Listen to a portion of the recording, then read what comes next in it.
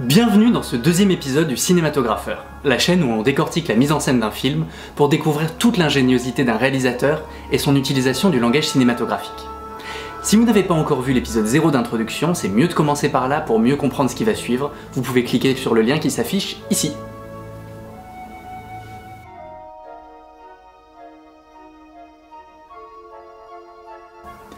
Aujourd'hui, nous allons parler de Alien, le deuxième film de Ridley Scott sorti en 1979. Mais nous allons évidemment digresser sur Alien 2, 3 et ouais, quand même un peu le 4. Alors je vais essayer de pas trop insister sur le fait que je suis méga ultra fan de cette saga, mais il suffit de voir la déco de mon salon pour mieux comprendre.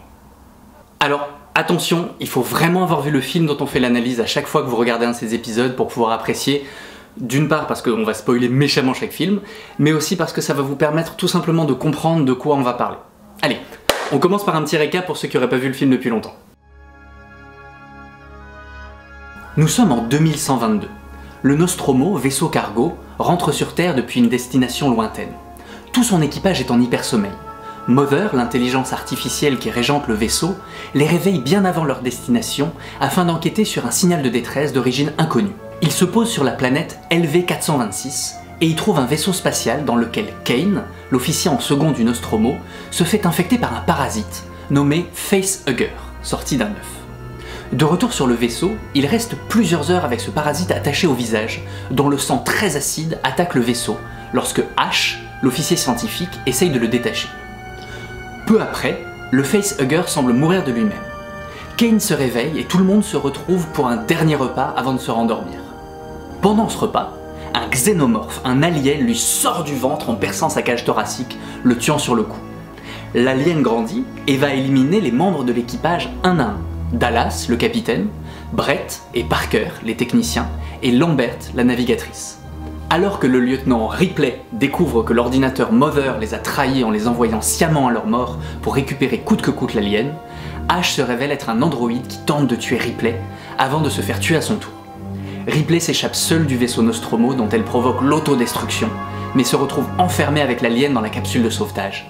Elle réussit enfin à l'éjecter puis se rendort, voguant vers la Terre à travers l'espace.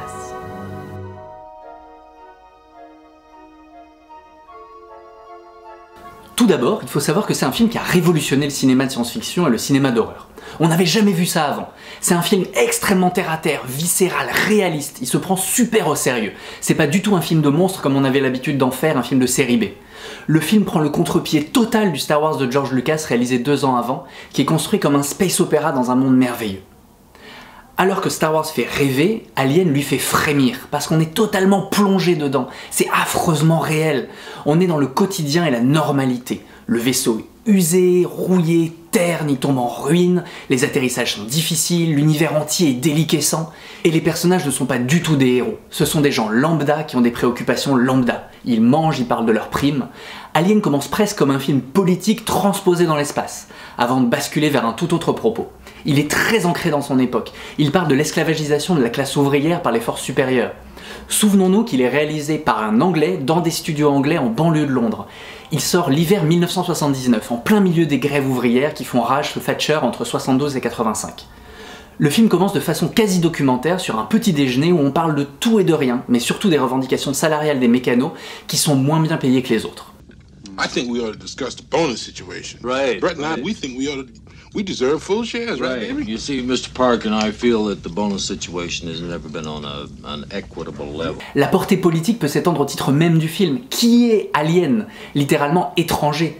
Les humains loin de chez eux sur une autre planète, le xénomorphe, le robot, les classes sociales, les femmes, Ripley elle-même. À la fin de Alien 4 de Retour sur Terre, elle dira qu'elle est une étrangère sur sa propre planète. I'm a stranger here myself.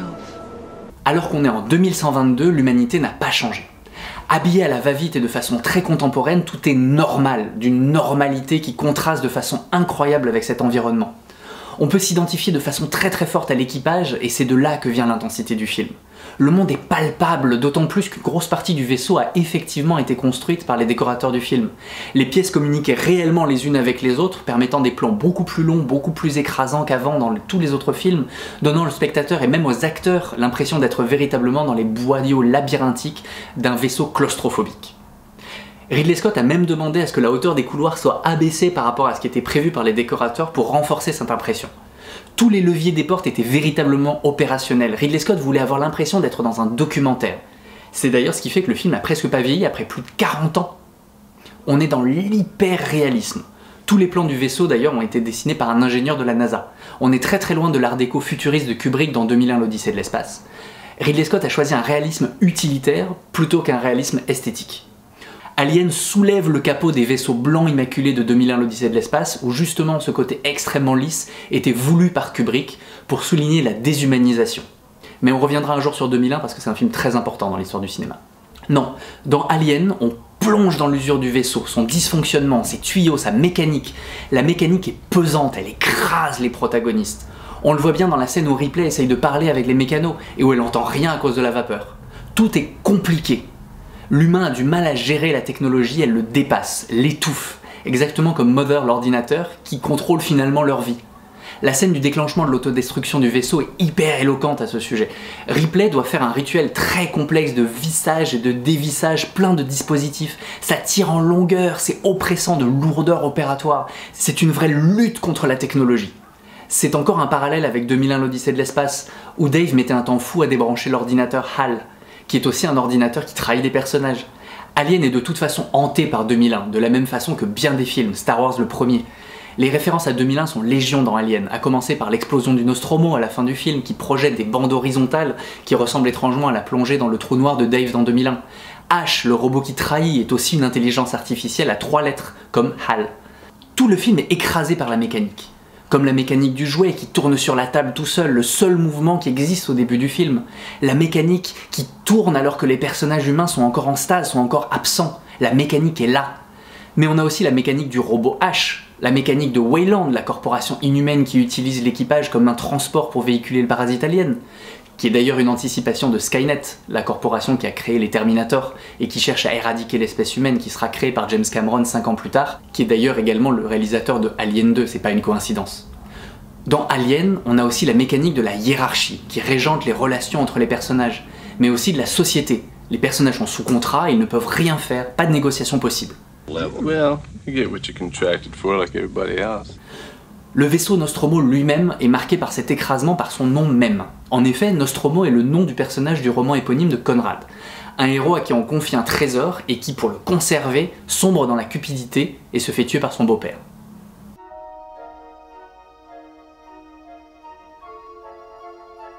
Mother, littéralement la mère en anglais, est le premier symbole de maternité du film. On y reviendra dans la troisième partie. Le film ouvre sur le cœur de son sujet, l'altérité, l'autre, représenté par la technologie et sa trahison. Au départ, il n'y a que le néant, des plans vides, sans aucune présence humaine. Ils sont hantés par l'absence de l'homme, où les seuls mouvements perceptibles, on l'a noté tout à l'heure, sont les mouvements mécaniques d'objets. Ces plans sont hantés aussi par une présence technologique très importante, lourde et pesante. On sent presque l'hostilité du milieu. L'homme du futur n'est plus nécessaire, la technologie l'a supplanté. Il n'est qu'un biais pour que la technologie survive. Il est d'ailleurs dispensable, expendable en anglais. L'alien considère l'homme de la même façon. Il n'est qu'utilitaire, il sert à la reproduction. L'alien mettra plus tard les humains en cocon, en stase, en attente d'autre chose, certainement de se faire incuber comme on le verra dans Alien 2. Exactement comme Mother les avait mis en cocon, en hibernation au début du film. Dans ce monde futur, les humains passent la majorité de leur vie en hibernation, puisqu'ils dorment durant des années, voire même des siècles. Ils ne sont réveillés que lorsqu'ils sont à nouveau nécessaires, exactement comme l'homme utilise la machine. L'humain n'est plus qu'utilitaire. On sent ici les racines de ce que deviendra Matrix 20 ans après. Cette opposition humain-machine est également représentée par l'alien lui-même, dont le design est cet hybride technologique. Créé par l'illustrateur H.R. Giger, qui se spécialisait dans le biomécanique. L'alien est à la fois un être mécanique dans la fabrique de son être, la créature même est faite avec des morceaux de moteur de voiture et de tuyauterie, et à la fois hyper organique. On voit son œuf, sa mue, son sang, on le dissèque. C'est la première fois qu'on va aussi loin dans l'identité viscérale d'un organisme extraterrestre au cinéma, tout en conservant un mystère intense autour de lui. Et c'est ça qui fait la richesse de cet univers. Ce clivage mécanique-humain marque donc les premiers plans du film, et le premier dialogue du film est en effet un dialogue entre les machines. Et comme souvent au cinéma, Ridley Scott va le présenter comme un vrai dialogue, par un chant contre chant, entre Mother et son propre reflet sur le casque de cosmonaute. Ridley Scott ouvre ainsi son film sur le reflet de l'ordinateur, qui est ainsi présenté comme double dès les premiers plans. Il filme ainsi sa duplicité et sa trahison future. La décision de les envoyer à leur mort a été prise à ce moment-là. Ce petit moment de dialogue a scellé le destin des personnages, exactement comme les fils des moires dans la mythologie grecque. La tragédie peut se dérouler, le film peut commencer. Cette duplicité va hanter le film. Plus que le double, c'est une figure du Unheimlich freudien qu'on va retrouver partout en fait. Le Unheimlich, ça a été traduit officiellement par inquiétante étrangeté, ce qui signifie littéralement en fait l'inverse du familier, Unheimlich. Freud définit le Unheimlich comme cette variété particulière de l'effrayant qui remonte au depuis longtemps connu, depuis longtemps familier. Bon, en gros, ça signifie l'image du double mais qui fait peur. Ce qu'on connaît, qui nous ressemble mais qui n'est pas tout à fait nous. Comme l'intelligence artificielle de Mother, avec qui on peut discuter, mais qui n'est pas humaine. Ou encore Ash, le robot qui ressemble aux humains, qui est presque parfait, mais qui n'est pas un humain. Et enfin l'alien lui-même, qui est littéralement le fils de l'homme, il est né du ventre de Cain, mais qui revient pour tous les tuer. On retrouvera ce Unheimlich dans la structure même du film. Chaque scène a son pendant horrifique. L'exemple le plus frappant, c'est la scène de repas qui ouvre le film après le réveil de l'équipage. On va en effet revoir exactement la même scène un peu plus tard, mais elle se transformera en cauchemar avec la naissance de l'alien explosant la cage thoracique de Cain. C'est la mise en scène du retour en arrière, une mise en scène de la boucle. On verra que la circularité est très importante. Dans le nom même de son héroïne, Ripley, qui est homophone du mot replay, qui est condamnée à rejouer les mêmes scènes en boucle. Par exemple, elle va retracer ses pas à la fin du film pour aller rechercher le chat qu'elle avait oublié. Et elle essaye d'annuler l'autodestruction qu'elle avait elle-même enclenchée un peu plus tôt en refaisant les mêmes gestes mais à l'envers. Et il n'y a pas que le Unheimlich qui soit freudien dans ce film. Attaquons-nous au morceau principal de l'analyse, la métaphore sexuelle et la maternité. Alien, avec ses aspects de réflexion sur la maternité, sur l'anatomie de l'horreur et de l'alien, qui se fait littéralement disséquer à un moment dans le film, est dans la grande vague du mal intérieur américain des années 70. Le danger vient de soi-même, du familier, de l'intérieur de sa maison, de sa progéniture. L'alien est dans notre corps, littéralement. Encore le Unheimlich, qu'on retrouve dans Rosemary's Baby de Polanski, où Mia Farrow se demande si le bébé qu'elle a dans le ventre est l'engeance du diable. Ou The Brood de Cronenberg, où un médecin a trouvé un moyen d'extérioriser en pustules les troubles psychiques de ses malades. Sauf que ces pustules se révèlent contenir des fœtus qui reviennent ensuite attaquer ceux qui les ont mis au monde. La maladie interne que nous avons mis de côté prend forme humaine et revient nous attaquer littéralement, le retour du refoulé. Ou encore The Thing de Carpenter, où un extraterrestre prend possession du corps des scientifiques d'une base arctique, engendrant un climat de paranoïa envers les autres. C'est une méfiance vis-à-vis de soi-même, et non plus de l'extérieur qui hante le cinéma américain des années 70. Ça, c'est dû à la découverte des effets secondaires de la radioactivité, de la découverte du sida, de l'expérimentation génétique. La science se retourne contre l'homme alors qu'elle était avant son allié. On est très très loin du Dracula qui vit aux Carpates, de King Kong qui est trouvé sur une île lointaine, ou de la momie égyptienne, ou même des espions russes. Le mal est intérieur, il vient de soi-même. Tout le cinéma américain des années 70 va être hanté par cette image. L'image de l'assassinat Kennedy, l'image du Watergate.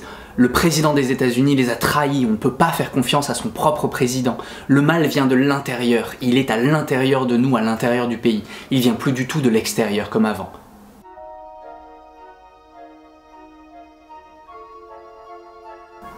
Du néant, du vide du cosmos et du vide du vaisseau, Mother, la mère, s'éveille et va donner vie à l'équipage, ses enfants. Ridley Scott va, pour présenter l'équipage qui s'éveille dans le vaisseau, utiliser une figure qu'on va retrouver tout au long du film, la métaphore sexuelle.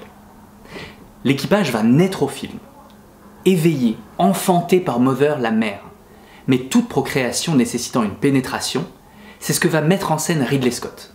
La caméra va figurer cette pénétration par un travelling en avant, à travers un col tubulaire incurvé. On arrive devant cette porte fermée, une pellicule de protection, dont seule l'avancée de la caméra, la pénétration dans ce nouvel espace, va en forcer l'ouverture. La porte s'ouvre finalement, révélant un orifice à travers lequel nous allons pénétrer, laissant frémir les blouses blanches sur notre passage, tels les restes d'un hymen défloré, pour arriver là où naissent les hommes, dans cette pièce circulaire, matricielle, remplie de pods tels des œufs qui contiennent l'équipage. Les pods s'ouvrent comme une main qui se ferme. C'est pas sans préfigurer d'ailleurs les doigts du facehugger qui sortira de l'œuf alien, encore un œuf. Cette figure de la pénétration qu'on vient de voir, comme un viol pendant le sommeil de l'équipage, renvoie également comme un double à la fécondation de Kane par le facehugger, qui est également une figure de viol. La pénétration de son casque, la descente le long de son œsophage pour y planter la graine de la vie. Comme dans les premiers plans où Ridley Scott nous annonçait la duplicité de Mother, il nous annonce également la mort de Kane. Premier fondu enchaîné, il se superpose une flèche à l'abdomen de Kane. L'alien sera ici. Et là, il fera un trou comme ça. Il est le premier à se réveiller, mais il sera aussi le premier à mourir. Ses premiers mots d'ailleurs dans le film sont « C'est lui que Mother réveille en premier, comme s'il était en fait le seul dont elle avait besoin pour effectuer la tâche de ramener l'alien à bord. Elle l'utilise car il possède ce que Mother n'a pas afin de véhiculer l'alien, la vie. Mother est en fait incapable d'enfanter. Elle est une femme castrée, stérile. Elle ne peut donner la vie que par procuration. La filiation Mother-Alien par l'intermédiaire de Kane est évidente lorsque Ripley, à la fin du film, appelle Mother « You bitch ». Et l'alien « Son of a bitch ». I got you. Son of a bitch. La filiation Mother-Alien est écrite dans le scénario. Mother interrompt le petit déjeuner pour faire venir Dallas, le capitaine, à elle. À nouveau une scène qui reviendra comme un Unheimlich, lorsque Ripley se rendra compte que Mother les a trahis et découvrira dans la même pièce la duplicité d'Ash. Dès le début également, Ridley Scott va nous montrer le lien qui relie Ash à Mother, l'ordinateur. Everybody else gets more than us. Dallas, Mother wants to talk to you. Il entend l'appel de Mother immédiatement et surtout il le traduit à Dallas, le capitaine, comme s'il parlait le même langage que Mother. Il est bel et bien un hybride biomécanique lui aussi, le lien entre l'humain et la machine, encore un hybride. Dès le début, toutes les clés du film nous sont données sans qu'on s'en aperçoive. Ash sera aussi celui qui va ouvrir la porte du vaisseau à Kane et donc à l'alien, alors que Ripley en refuse l'ouverture. Elle refuse la pénétration de l'alien et c'est d'ailleurs uniquement ça qui la sauvera in fine. Revenons au petit déjeuner. Pour parler à Mother, la mère, Dallas doit effectuer un retour au ventre. On passe dans un conduit sombre, à nouveau à travers une porte, puis on pénètre dans une salle sphérique, l'alvéole, qu'occupe son unité centrale. À nouveau une image freudienne. Le cercle, la circularité est un symbole très féminin. C'est le tout, le ventre, la rondeur, la fertilité, le sein, la roue de la vie, la matrice, le sexe féminin. Le film est hanté par le cercle. La salle de pilotage est circulaire, avec un cercle au plafond. Le casque dans lequel se reflète l'écran de l'ordinateur est sphérique. Les diaphragmes qui s'ouvrent et se referment derrière le passage de Dallas sont circulaires pendant qu'il va chercher l'alien. La pièce où il se réveille est circulaire. La pièce de l'unité centrale de Mother est circulaire. La pièce finale dans le vaisseau de secours est circulaire. La pièce du Space Jockey dans le vaisseau alien est circulaire. Même le Nostromo lié à Mother est marqué par cet aspect féminin. Le dessous du vaisseau est constellé de demi-sphères comme des seins. Même le mouvement de caméra lors du petit déjeuner, le déjeuner qui par la suite se transformera en l'enfantement de l'alien par Kane, est circulaire. La contamination de Kane par l'alien sur LV-426 va reprendre exactement les mêmes formes, les mêmes symboles qu'on vient de voir. Le vaisseau alien lui-même a une forme utérine, matricielle, comme un réceptacle avec des lèvres de part et d'autre. La caméra va faire comme tout à l'heure, un travelling avant, comme pour pénétrer cet utérus géant. L'équipage pénètre dans le vaisseau par une porte qui a clairement une forme vaginale, au-dessus de laquelle on retrouve 3 symboles de cercle. À l'intérieur, on retrouve à nouveau l'image du col recourbé qui mène à une pièce circulaire exactement comme tout à l'heure. Mais là, on va aller encore plus loin. Kane va pénétrer encore plus profond dans le vaisseau, dans un endroit humide et chaud alors que, à l'extérieur, même le carbone est gelé. Ce n'est qu'au fond de la matrice que Kane pourra se faire féconder. Sous une pellicule de protection à travers laquelle il va chuter, qui va déchirer, encore une figure de défloration. Sous cette pellicule, il trouve des œufs au fond de la matrice, exactement là où ils sont censés être, métaphoriquement, dans la métaphore de la mise en scène. Il se retrouve en face de cet œuf très organique, qui s'ouvre comme des lèvres, et duquel va surgir violemment le facehugger qui le viole, le pénètre et le féconde. La pénétration étant terminée, le plan immédiatement suivant celui-là est hyper éloquent, la caméra se retire de l'utérus géant, la pénétration est terminée. Avec l'arrivée de l'alien à bord, nous allons passer d'une imagerie maternelle, conceptrice, d'une imagerie ionienne, à une identité phallique masculine brute. Si tout le processus de fécondation est entièrement hanté par la figure féminine, la scène de dissection du facehugger est assez évidente pour ça. Ridley Scott est allé jusqu'à mettre littéralement des morceaux d'huîtres Pour montrer la face interne du bestiau, l'enfant qui résulte de cette fécondation, lui, est entièrement du côté masculin du spectre. De la forme complètement phallique de sa tête, de sa langue érectile à son côté belligérant et exterminateur. L'alien, et c'est totalement voulu par le symbolisme de son concepteur Geiger, est littéralement un phallus, un pénis géant. La première démonstration de cette violence et de cette identité masculine en est la giclée de sang corrosif qui pénètre tout ce qu'il trouve à son contact. Exactement comme le fera l'alien plus tard dans le film. L'alien fait littéralement des trous. Il cherche à pénétrer de façon complètement aveugle. Cette pénétration du vaisseau femelle par l'acide de l'alien mâle est renforcée par le fait que Dallas vienne titiller le trou dégoulinant fait par le sang de l'alien avec un stylo phallique, qui a même une délimitation de son extrémité, comme un gland. Suite à la pénétration du vaisseau femelle par la giclée de sang alien, Kane est laissé à sa gestation du mâle suprême, et va en enfanter dans le Unheimlich de la scène de déjeuner du début, son pendant horrifique, dans un accouchement cauchemardesque. On va retrouver dans cette scène tous les signes d'un accouchement normal, avec des contractions, des cris, du sang, mais cet enfant va tuer le père qu'il a mis au monde. On nage en plein Oedipe, le fils tue le père, et la mère, Mother, tue ses enfants. Lorsque Ripley tente de tuer Mother en détruisant le vaisseau, la mère essaye par tous les moyens de la conserver en elle, afin de mourir avec elle. Ripley n'est d'ailleurs jamais attaquée par l'alien avant son face-à-face ultime avec lui dans le vaisseau de secours. Son plus grand combat est contre Mother avant d'être contre sa progéniture. Elle devra d'abord tuer sa mère qui veut l'utiliser à son profit avant de tuer son fils qui cherche à la tuer pour survivre. Si le fœtus alien vivait dans les entrailles d'un être humain, l'alien adulte lui vit dans les entrailles du vaisseau qui semble parfois être fait du même matériau que lui. Il est totalement maître de la structure tentaculaire du vaisseau et il se déplace à loisir dans ses boyaux jusqu'au plus petit dans les conduits d'aération. Il devient indissociable du vaisseau lui-même, son enveloppe matricielle. Pour tuer l'alien, il faut anéantir le vaisseau mère, the mothership, qui est considéré comme mère jusque dans les dialogues. Ainsi, pour parler de ce qui relie le vaisseau mère à la navette, ils emploient le mot cordon ombilical, umbilicus. Umbilicus clear. L'alien est, comme le nomme Ash, le fils de Kane. Kane's son. Mais il est protégé par Mother, le vaisseau mécanique. L'alien est donc la symbiose de deux mondes, un hybride, exactement comme on avait vu tout à l'heure, à la fois biologique et mécanique, dans la fiction, mais aussi intrinsèquement dans son design, on en avait déjà un petit peu parlé. Il est un assemblage phallique d'os reptiliens, de débris industriels, des pots d'échappement, des pièces de Rolls-Royce. Il est la vie dénuée d'humanité, le parasite ultime, l'angoisse freudienne de la grossesse. Alien est l'histoire d'un viol et une réflexion sur l'enfantement suite à ce viol, d'un retour violent du refoulé dans un univers totalement asexué. C'est impressionnant de voir à quel point il y a zéro possibilité de relation charnelle entre les protagonistes du film. Le sujet même est totalement éludé. Et jamais personne ne fera d'allusion sexuelle tout au long du film. Il n'y aura pas de contact entre les êtres humains. C'est évident dans la scène de confrontation entre Dallas et Ripley suite au refus de Ripley de faire rentrer Kane alors qu'il est infecté par le facehugger. Une confrontation est normalement l'occasion, au cinéma, de faire monter la tension sexuelle. Mais la scène est filmée par Ridley Scott sans jamais inclure les deux personnages dans les plans en même temps. Ils sont tous les deux seuls dans l'image, obstinés tous les deux, sans aucune communication possible. Ripley est seule, exactement comme elle sera seule à la fin.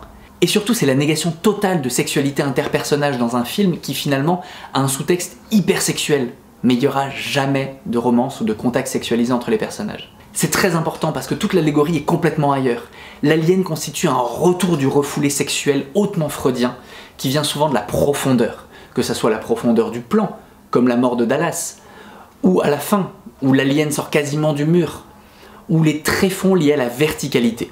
Il y a un rapport très fort à la verticalité de la mise en scène lors des interactions avec l'alien. Kane descend vers les œufs, Dallas descend dans les conduits, Ripley descend pour aller dans le nid de l'alien, Brett se baisse vers le chat dans une salle où de l'eau chute sur son visage, dont on ne sait pas trop où d'ailleurs, des chaînes pendent du plafond, et il va se faire emporter vers le haut par l'alien après qu'il l'ait tué, comme s'il s'envolait. C'est la mise en scène de la verticalité, exactement comme un cerveau freudien et le retour du refoulé. Chaque contact avec l'alien dans le film sera d'ailleurs empreint des métaphores sexuelles de mise en scène qu'on a vues précédemment. La mort de Brett le technicien est évidente à ce propos. Il va pour chercher le chat Jonesy, mais va trouver l'alien à sa place. On a la même figure du lent travelling avant de pénétration, à travers deux lèvres, mais cette fois, c'est la masculinité qu'on va trouver derrière, dans la figure de cette sorte de silo, comme une ogive dressée vers le ciel, avec deux objets sphériques à la base, exactement comme deux testicules. Ce n'est plus la fécondation et la maternité qui suit la pénétration, mais le règne du mâle alpha. L'alien phallus, une autre pénétration. Brett va se faire littéralement pénétrer la chair par cette langue érectile de l'alien. Cette image de pénétration de la chair extrêmement puissante se retrouve dans le meurtre de Parker et Lambert, où Parker meurt exactement de la même façon que Brett, pénétré par la langue érectile, alors que Lambert, première femme du film à mourir, ne meurt pas n'importe comment. L'alien sort sa queue et la fait remonter le long de son entrejambe, lentement, avant de la pénétrer violemment. On peut pas faire plus clair comme symbolisme du viol. Le seul qui finalement n'a pas le droit à la même symbolique sexuelle que les autres, et pour cause, c'est l'androïde Ash. Ash travaille de concert avec Mother. Il est son extension. Il est d'ailleurs vu métaphoriquement dans le ventre de Mother lorsqu'il guide Kane vers le vaisseau alien, exactement comme une image fétale. Il est fasciné par l'alien et sa symbolique de maternité. Perfect organism. I admire its purity. Il montre sa propre pulsion de retour au ventre, son envie d'humanité, qu'il assouvira finalement en opérant comme chef d'orchestre de cette nouvelle procréation qui va se faire. Mais peu à peu, fasciné par l'alien, comme il le dit lui-même, il va se détacher de Mother, et complexé par le fait qu'il soit un robot dénué de capacité procréatrice, il va incarner l'envie de pénis freudienne. Il le montre une première fois dans la scène où Dallas va chercher l'alien, et il place le détecteur pile au bon endroit. Mais le paroxysme de cette envie de pénis freudienne a lieu lors de la confrontation entre Ash et Ripley, qui est à caractère hautement sexuel. La scène s'ouvre sur Ash. Une goutte de liquide blanc lacté lui coule sur la tempe, comme du liquide préséminal, en pensant à ce qu'il va faire à Ripley. N'ayant pas d'organe reproducteur, il va la violer à sa façon. Il essaye de reproduire ce que le facehugger avait fait à Kane en essayant de pénétrer la gorge de Ripley avec un magazine pornographique entouré de photos de femmes nues. Avant qu'il puisse aller plus loin, il est matraqué par le gros gourdin de Parker et tué, ou plutôt comme il est dit dans le film, neutered, ce qui signifie en anglais littéralement castré. Il meurt dans une explosion spermatique, une éjaculation géante qui renforce le lien très profond entre le sexe et la mort, présent dans le film, le mariage entre Eros et Thanatos. Une fois mort, sa part de désir de masculinité ayant été vaincue, castrée, il peut reprendre son lien avec Mother et sa part féminine, et lorsqu'il est mis sur la même table où Kane a enfanté de l'alien, Ash est entouré de petites boules qui forment son corps, comme plein de petits ovaires, et le sperme qui était avant se transforme en lait maternel. Si Ash était le paroxysme des substituts sexuels, il reste un passager du Nostromo qui incarne quant à lui le rapport à l'animalité et à la sexualité refoulée. Il s'agit de Jonesy le chat. En effet, il est extrêmement lié à l'alien.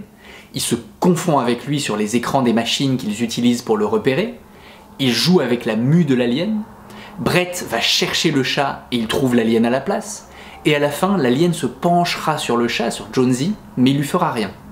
Et c'est en fait pour ça, pour pouvoir se mesurer à l'alien, que Ripley doit enfermer sa part animale, refouler sa sexualité, revenir sur ses pas pour aller retrouver Jonesy au fond du vaisseau afin de le mettre dans une cage. Elle va chercher dans son subconscient sa sexualité refoulée afin de confronter ses peurs. C'est une mise en scène totalement métaphorique d'une psychanalyse freudienne en fait. Sauf qu'enfermer sa sexualité, sa part animale n'est pas la solution.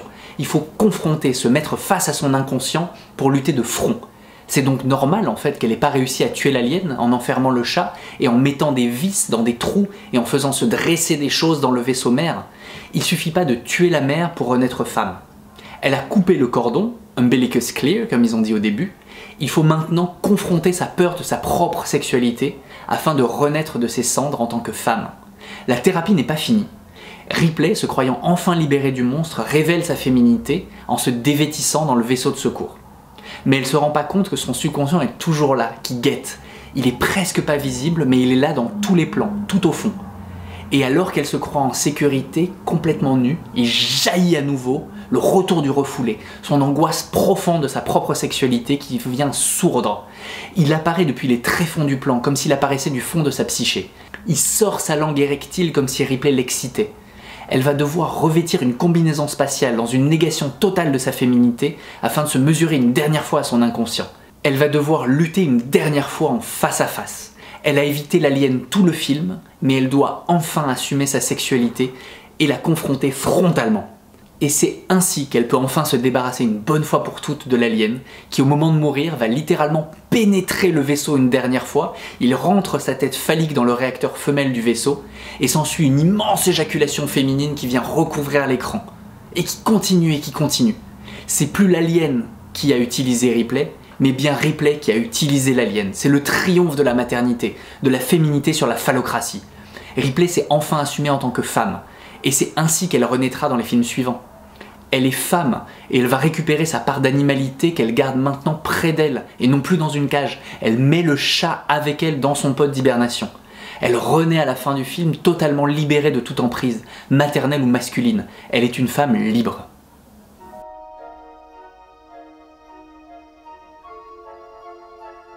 Si l'imagerie sexuelle hante Alien premier du nom, dans Alien 2, Aliens, James Cameron va mettre ça totalement de côté pour se concentrer uniquement sur la part de maternité qu'il y a dans la symbolique de l'alien.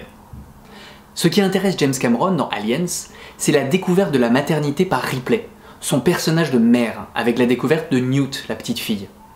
À la fin du 1, elle est née femme, dans le 2, elle devient mère. Il va ainsi opposer les deux systèmes, les deux mères, Ripley à la surface et la reine alien dans les profondeurs. Ripley plonge dans les profondeurs pour aller chercher Newt, la petite fille, et la reine alien remontera à la surface pour aller défier celle qui a tué ses enfants. Il y a un miroir entre les deux. James Cameron va travailler la fable mythologique dans Alien 2 en apparentant Ripley à Déméter, la déesse de la Terre. Il la lie directement à la Terre en faisant un fondu enchaîné du visage de Ripley sur la Terre. Dans la mythologie grecque, la fille de Déméter, Perséphone, a été enlevée par Hadès, le roi des enfers, ici figuré par la reine des aliens. Déméter va donc descendre aux enfers, exactement comme un Ripley descendra dans les profondeurs de la base militaire afin de sauver Newt, sa Perséphone à elle, sa fille de substitution, de l'emprise de la reine des enfers. Ripley sera hantée par cette idée de maternité dans tous les aliens. Dans le 2, on apprend qu'elle a perdu sa fille, morte de vieillesse, et elle fait des rêves où l'alien est en gestation en elle. Dans Alien 3, elle se fait effectivement féconder par l'alien. Et dans le 4, elle est directement aux prises avec sa progéniture. Dans ce dernier film d'ailleurs, Ripley a enfanté de l'alien. Donc c'est normal que l'intelligence artificielle du vaisseau ne s'appelle plus Mother, mais s'appelle Father. La trilogie, à force de creuser la métaphore de la maternité de Ripley, va gommer peu à peu sa féminité, en coupant peu à peu ses cheveux, qui sont longs dans le premier, courts dans le 2, et rasés dans le 3, où elle décide de sacrifier sa progéniture, l'alien qu'elle a dans le ventre, qui est un geste hautement symbolique. Elle pousse à bout le déni de sa féminité et de sa maternité, qui reviendra la hanter dans le 4 lorsqu'elle sera mise face à tous les hybrides aliens d'elle-même. Elle est perpétuellement menacée par le retour du monstre qui est en gestation en elle, une peur typiquement freudienne de la grossesse et de la crise postpartum. Tout le but d'Alien 2 est de faire triompher son statut de mère. Ripley revêt pour cette conquête, face à son alter ego alien, une combinaison robotisée. Elle devient un hybride mécanique, elle aussi. Elle trouve sa part alien. Cette image de l'exosquelette créée par James Cameron aura d'ailleurs un impact incroyable dans l'histoire du cinéma. C'est la première fois qu'on voyait ça, et on le reverra à toutes les sauces jusque dans la scène de bataille de Zion dans Matrix. Et elle marquera en profondeur l'image du manga japonais, où le film aura un succès phénoménal, et une grosse influence qui se ressent surtout dans Gun-M, qui sort 4 ans après Alien 2. Un manga que James Cameron aurait désespérément aimé adapter au cinéma, mais qui lui est passé sous le nez. Il était beaucoup trop pris par la pré-production de Avatar 2. Les films eux-mêmes sont d'ailleurs des hybrides des genres. Le 1 est le premier de sa trempe à mêler horreur et science-fiction et non fantastique. Alors qu'Alien 2 mêle science-fiction aux films de guerre, Alien 3 science-fiction et film carcéral, et le 4 science-fiction et fable pour enfants. Alors, autant je suis fan du scénario du 4 qui est écrit par Joss Whedon, autant je trouve la réalisation de Jean-Pierre Jeunet absolument dégueulasse. Tout est outré, on a l'impression qu'il a repris l'esthétique, qu'il a pompé à ses films avec Caro comme Délicatessen ou La Cité des Enfants Perdus, qui sont très bien, mais qui n'a rien à foutre là-dedans. Mais surtout, ce qu'il se rend même pas compte, c'est de ce qu'il fait en tant que réalisateur. Il comprend pas. Le plus gros exemple, et pour moi c'est monstrueux, c'est l'ouverture du film. Il s'ouvre sur quelque chose qu'on prend pour un alien, avec les mêmes dents, mais qui s'avère être en fait un insecte. Cet insecte se fait écraser par un des personnages, qui le met dans une paille, et qui le souffle pour qu'il s'écrase sur une vitre face à la caméra. Donc en gros, métaphoriquement, Jean-Pierre Jeunet nous explique qu'il prend l'alien qu'on connaît, qu'il l'écrabouille, qu'il le réduit en bouillie, et qu'il le crache au visage du spectateur. Je trouve ça incroyable, c'est absolument scandaleux. C'est vraiment l'image même de ce dont je vous parlais dans l'épisode d'introduction, quand je vous parlais de ces réalisateurs qui font des choses juste parce qu'elles sont cool, mais qui ont aucune idée du sens qu'ils leur donnent. C'est incroyable.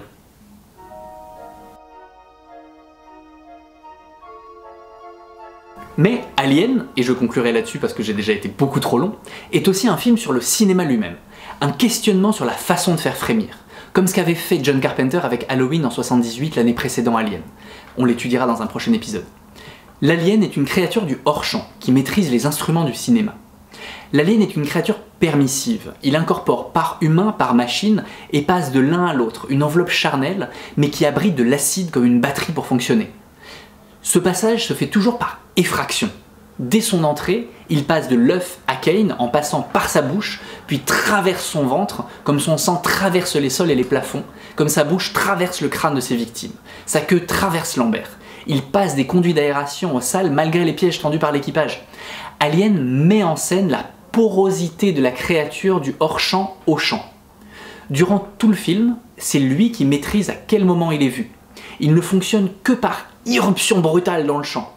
Ainsi, afin de le vaincre, il faut pouvoir l'imprimer sur la pellicule, c'est-à-dire le voir dans son ensemble, sans qu'il maîtrise la façon dont lui-même est filmé. Pour cela, dans la séquence de la traque dans les conduits d'aération, les protagonistes vont essayer de le piéger grâce à des diaphragmes qui se referment, exactement comme des iris d'objectifs de caméra dans des tunnels, où il y a au sol littéralement des rails de travelling pour faire bouger la caméra. Il faut le filmer pour le tuer. Et pour cela, ils utilisent des outils du cinéaste. Dallas part seul traquer l'alien, tel le réalisateur de films documentaires qui part au front. Il a toute son équipe de techniciens dans son oreillette. Les techniciens gèrent d'un côté le mouvement de la caméra et des acteurs en lui disant où aller, et d'un autre les réglages de la caméra en faisant s'ouvrir et se fermer les iris. Dallas lui-même est armé de la lumière, la lampe torche et le lance-flamme. La lumière, c'est l'artifice qui seul permet d'imprimer une présence sur la pellicule. Or, ils vont se rendre compte que l'alien maîtrise le hors-champ. Il se déplace en dehors du champ filmé par la caméra, à l'extérieur de ce qui est filmé. Il maîtrise les conduits d'aération, là où on ne peut pas le voir. Il maîtrise les ombres et le camouflage. Il ne sera d'ailleurs qu'une ombre lorsqu'il va tuer Lambert. Il fait tout pour ne pas être filmé en entier. Lors de la traque, ce que voit Dallas va être uniquement réduit au champ frontal de la caméra, qui se déplace sur des rails qui sont figurés au sol, comme un rail de travelling. Il voit en 2 dimensions, devant et derrière, exactement comme sur le petit écran du tracker, et c'est directement inscrit dans la mise en scène.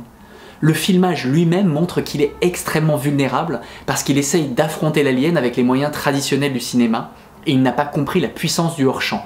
La caméra ne filme que devant et derrière, alors que l'alien se déplace sur les côtés. Et ça, Ridley Scott va l'inscrire directement dans la mise en scène juste après la naissance de l'alien.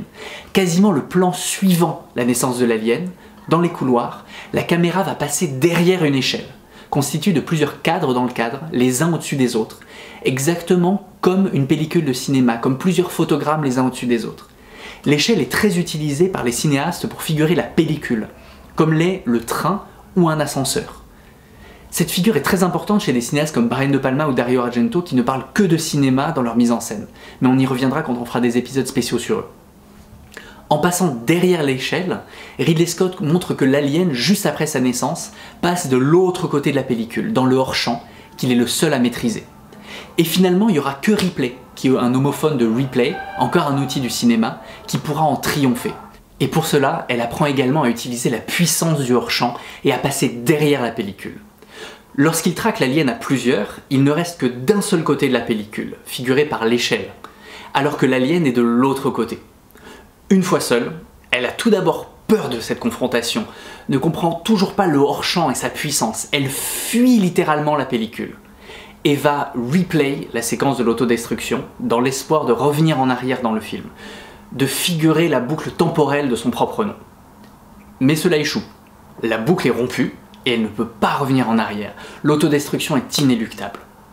Elle doit donc se mesurer à l'alien, au hors-champ, en face à face, de l'autre côté de la pellicule. Elle doit lutter avec les mêmes outils que lui.